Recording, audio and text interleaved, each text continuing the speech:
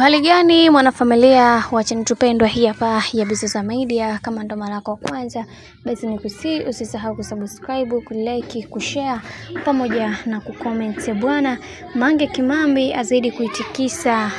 dunia yetu ya Tanzania huku, maana mambo yanazidi kuimarika kadri siku zinavyozidi kwenda, na tunaona ni namna gani ambavyo anavyoendelea kupambana kuweza kuhakikisha kila kitu kinakuwa sawa. Na pia tumeweza kuona baadhi ya watu wengi wameweza kumtupia lawama nyingi kwa hiki ambacho alichoweza kukifanya, kwa sababu watu wengi hawakuweza kutegemea kama haya yote angeweza kuyafanya dada yetu Mange Kimambi. Sasa kupitia peji mbalimbali za udaku zimeweza kumwelezea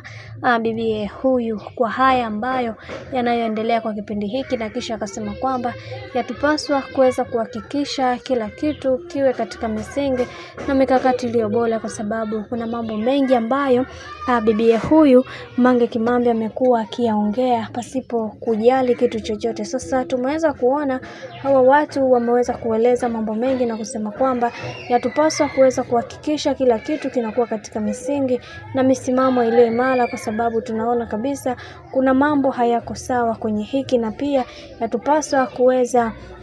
kuhakikisha kila linalotokea katika maisha liweze kuwa katika misingi na mikakati iliyo bora, kwa sababu watu wengi hawatamani kuweza kuona watu wengine fanikiwa katika maisha, na hichi ndicho ambacho kimewafanya watu wengi waweze kuumizwa sana na kusema kwamba yatupaswa kuweza kuhakikisha kila kitu na kuwa katika misingi iliyo imara na standard bora, kwa sababu watu wengi hawapendezwi kuweza kuona Mange Kimambi anafanya haya ambayo anayoyafanya, na wengi wao wameweza kujutia na kusikitika sana kwa hiki ambacho kinachoendelea, mpaka inafika kipindi watu wanaamua kuweza kufanya maamuzi ambayo yatakayoweza kuwagharamia kwa namna yoyote, lakini wameamua kuweza kujitoa kimasomaso kuweza kuhakikisha kila kitu kinakwenda kuwa sawa. Na hii ni kutokana na mambo ambayo yaliweza kutokea Oktoba 29, na wengi wao wakasema kwamba kwa hiki ambacho kinachoendelea yatupaswa kuweza kuhakikisha kila kitu kinakuwa katika